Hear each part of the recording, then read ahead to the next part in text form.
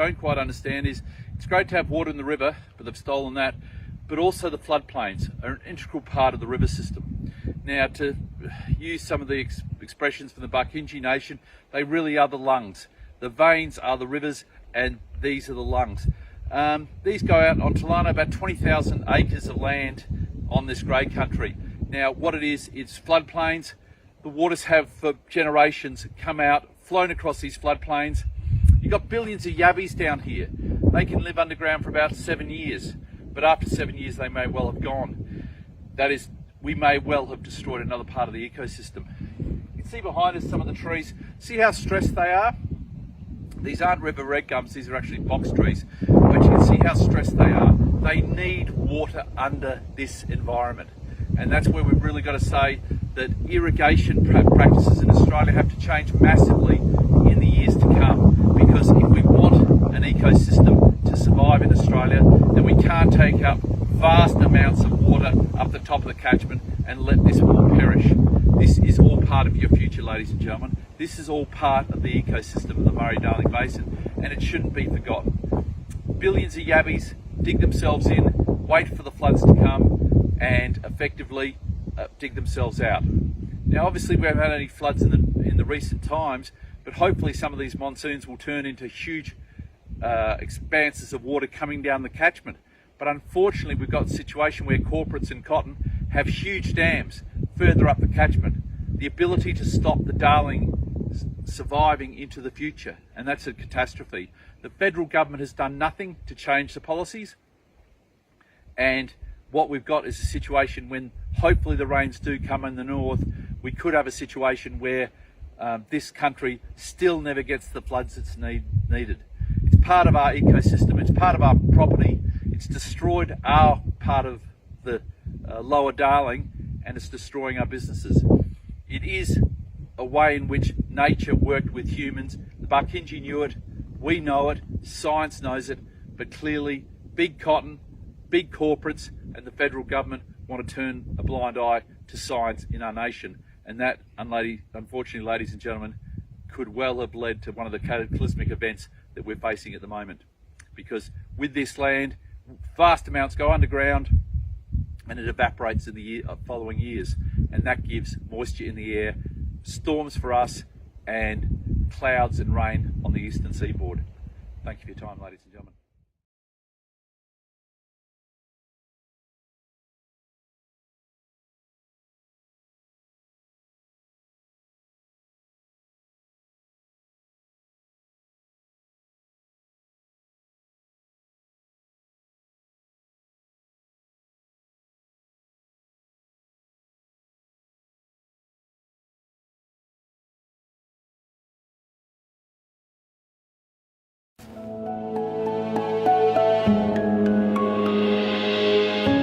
Our people live by the river, drink by the river, they fish by the river. We're Barkindji. Barka means river. We're river people. We're Barkindji, we're Barkindji, we're from this land and we're proud of it. The Barkindji's ancient river culture is at the heart of their stories. Everybody used to come here fishing and swimming and camping. You could lean in the river and actually drink straight from the river. It was nice that you could drink it. Barkindji Nation, 10,000 generations, being people of the river since the dawn of creation. Run like the river, we keep our culture strong.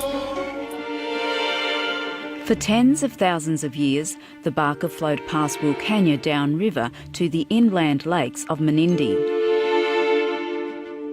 We'd spend the whole day either in the water, on the shore, building sandcastles, playing games.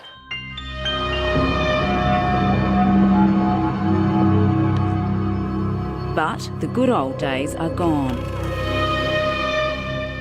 What we're sitting on now in the middle of the river, there's nothing in it. All we've got to do now is swim in dirt. And it's so sad. It makes you cry here on the inside, you know, for the next generation and the generations after that, you know. Our river is the heart of our community, and right now it's near flatlining. It's disgusting and not good to swim in. Looking at it just made me sad and how low it is and how we're losing all the animals. The Barkindji can't even fill a glass with drinking water anymore. Back in the day, we were able to turn on the kitchen tap and get a glass of water. You probably get sick or die if you drink from the water now. If you drink it out of the taps, you get sick. Pop got sick a couple of times. We can't just use the tap water anymore because it's poisonous. We have to live today off this. This is so not right. A slab of water in Menindee is like $17. So a lot of us head to Broken Hill. It's cheaper, 110 k's away. We got to use it for coffee. We got to use it to even put water into a pot to cook. Why do we have to live like this? It's a disgrace and it's a criminal act what they're doing to this river. I get that angry sometimes. I want to go up and I want to smash government buildings up and everything. I've done it before, been in jail, and I don't want to go and do that no more. We just need help. We just had enough, and it's just the anger's just building up, building up, building up. Wilcannia is angry. Its people don't believe the current drought is to blame. They say the water's being taken and used to grow more and more of a single crop, one with a voracious thirst. The water's gone backwards, upstream. The cotton growers took it all. No greed. Money buys everything. Australia is not a country for cotton, and I think we've got to do something about it. Break up them dams, let the water come down. Governments have ignored the Barkindji's water crisis. In fact, last year the federal coalition passed a law giving northern irrigators more water that was meant for the environment. Well, the water's up there.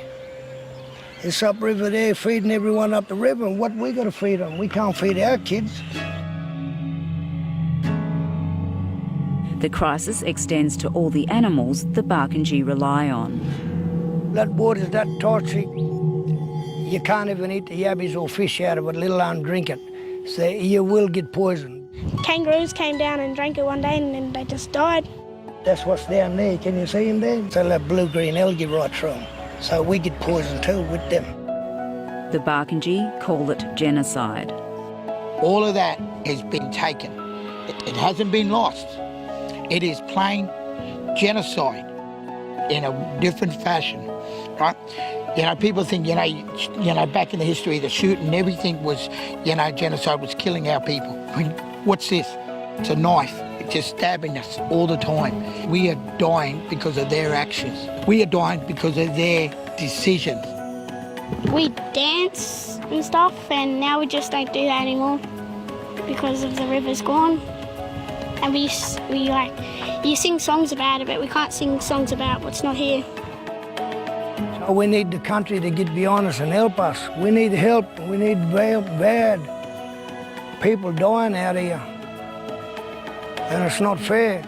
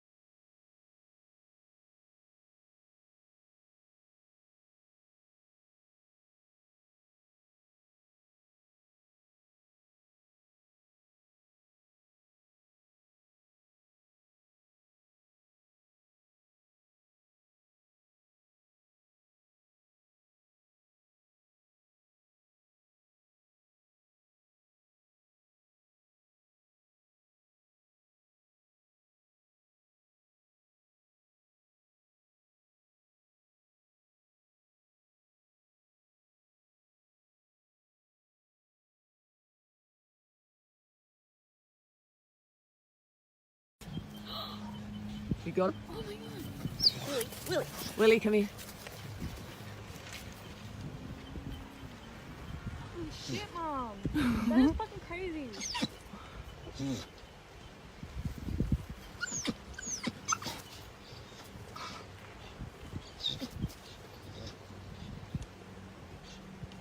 You see how fucking dangerous they are, eh? Like that's just come from nowhere.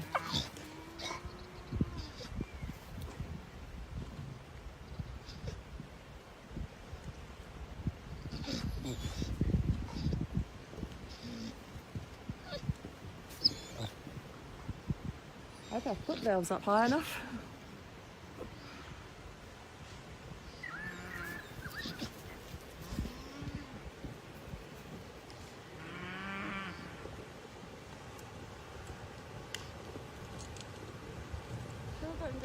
This is awesome. I've never seen anything like it, Mum. It's amazing, eh? I hope we're safe.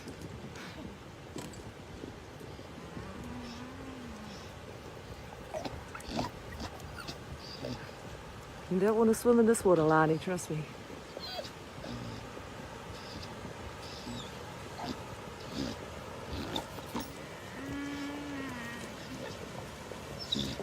Back up.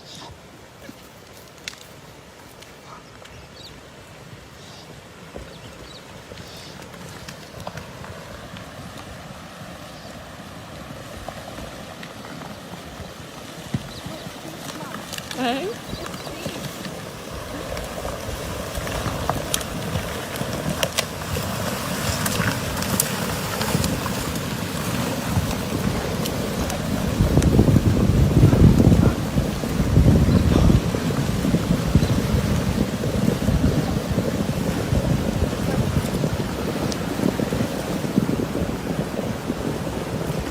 Gonna hit that dead tree.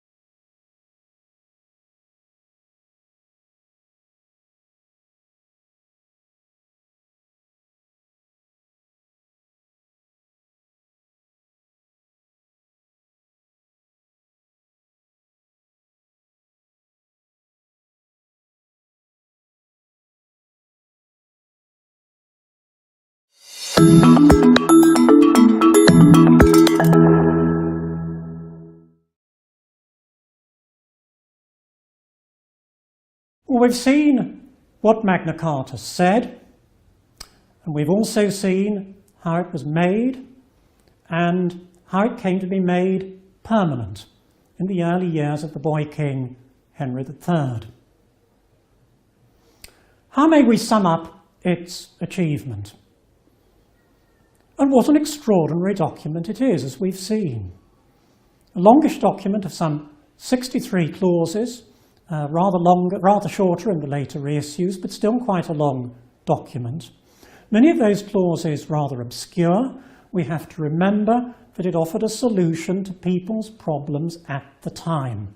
Magna Carta was a product of its time, and the things that bothered people then are not the things that bother people today. So to us, it seems perhaps rather obscure. But it lasted. It's become one of the most influential documents in the history of the English-speaking world. It's become iconic. If Helen of Troy's face was the face that launched 1,000 ships, Magna Carta has launched 1,000 imitators. It has spawned an enormous progeny. From the Charter to the Virginia Company in the 17th century, through the American Declaration of Independence and the Bill of Rights in the 18th century, to all the constitutions of the Commonwealth countries that gained independence from us in the 20th century. All of them, directly or indirectly, owe something, sometimes quite directly, to the principles of Magna Carta. So how do we account for its enormous importance, its lasting power? Well, I suppose the first and most obvious thing we have to say is that amidst all the very detailed clauses which we've talked about, it affirms certain overarching principles that are fundamental to our understanding of human rights today. We've talked about the clause that lays down the principle of assent to taxation. But the most famous clauses, of course, are clauses 39 and 40, two of the few clauses still on our statute book today. Clause 39, no free man shall be imprisoned or diseased against the law of the land or without the judgment of his peers. In clause 40, to no one shall withhold, delay or deny right or justice. These clauses are fundamental, they are timeless, they resonate over the centuries. But there's a second point I think we need to make, and that is that Magna Carta has survived. We saw it had difficult birth pangs, and let us say it was not unique to begin with. Charters of liberties were granted by kings to their subjects in a number of other parts of Europe in the early 13th century. So there is a European context to the making of Magna Carta. It was not a uniquely English thing. But what is unique is that it survived. Eventually, all those other charters of liberties in other parts of Europe fell by the wayside. But as a result of a reissue of 1225, as a result of the events of the minority years of the reign of young King Henry III, Magna Carta survived, and it became permanent. The first statute on our statute book. And it came to mean all things to all men. To high constitutionalists in later centuries, it meant the establishment of the principle of the rule of law, the foundation of every civilized state. On the other hand, to political radicals like the Diggers in the 17th century, it meant the legitimization of rebellion. Magna Carta legitimized rebellion and occupation. Whatever your position, Magna Carta could legitimize it. Magna Carta became the property of all Englishmen. And when England, in the 18th century, became Britain, it became the property of all Britons. And when later still in the 19th century, Britain gave birth to a great empire, all those parts of the world coloured red in the atlases of 50 to 100 years ago, it became the property of all of those people as well. It became the property of parts of the British Empire that broke away. It became the property of Americans. Magna Carta was claimed, was owned by everyone, all over the world, which is why students studying, watching this online course all over the world are learning about Magna Carta today.